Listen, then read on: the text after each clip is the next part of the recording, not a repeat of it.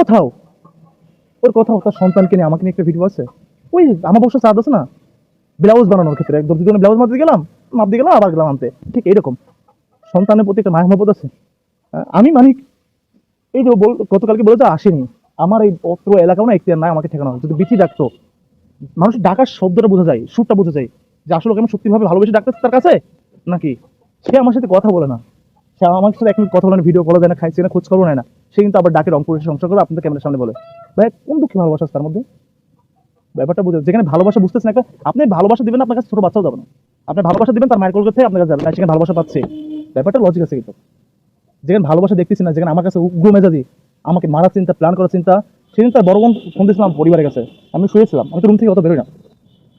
শুয়ে থাকার পর শুনতেছি মাখন কে ফোন দিয়েছিল, ওর বড় বোন। আমি কি বলবো মা? কয় সমাধান করা। আমি কি সমাধান করবে? আমার স্বামী স্ত্রী কি সমাধান করবে? না আমরা স্যাক্রিফাইস করলেই তো হয়ে যায়। বসে বসে কি দরকার? রাজশাহী থানাতে বসবে।